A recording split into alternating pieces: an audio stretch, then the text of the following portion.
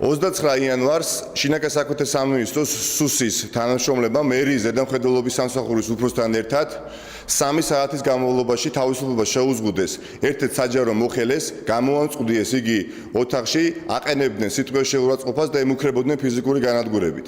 თავიდან ბოლომდე ამ დანაშაულებრივ პროცესს ხელმძღვანელობდა შინაგან საქმეთა სამინისტროს სუსის ერთ-ერთი მაღალჩინოსანი, კერძოდ დაჩი ჯაფარიძე, რომელიც გახლავთ მთავარი სამმართველოს უფროსი, ხოლო მის დირექტივებს უშუალოდ უკვე საკრებულო შენობაში ადგილზე ასრულებდა არჩილ ბებიაშვილი და ზედამხედველობის სამსახურის უფროსი გეგი ნიჟარაძე. გეგი ნიჟარაძემ ზედამხედველობის სამსახურის უფროსი დაუყოვნებლივ უნდა გათავისუფლდეს დაკავებული თანამდებობიდან და მიცემული იქნეს სისხლსამართლობრივ პასუხისგებაში. სახეზე არის უმძიმესი დანაშაული, სადაც როგორც მერიის მაღალჩინოსნები, ასევე შინაგან საქმეთა სამინისტროს მაღალჩინოსნები არიან გარეული.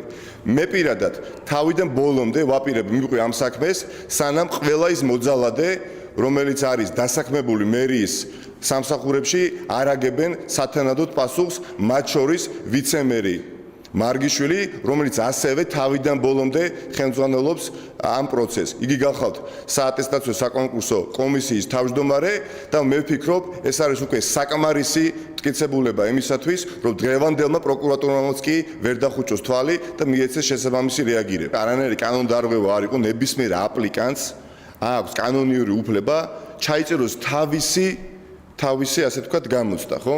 იგი არავის არ იწერდა. ეს არის ჩვეულებრივი მოვლენა, მეტიც ძალიან სამწუხაროა, რომ კადრებში ჩანს, რომ მერია სუსის თანამშრომლებთან ერთად ფარულად ახორციელებდა გადაღებას გასაუბრების. მაშინ, როდესაც მთელი 2 თვის განმავლობაში ჩვენ არასამთავრობო ორგანიზაციებთან ერთად ვითხოვდით, რომ მოხდარიყო საჯარო გადაღება გასაუბრებისა, ვინაიდან ძალიან ბევრი კითხვის ნიშანი ჩნდებოდა.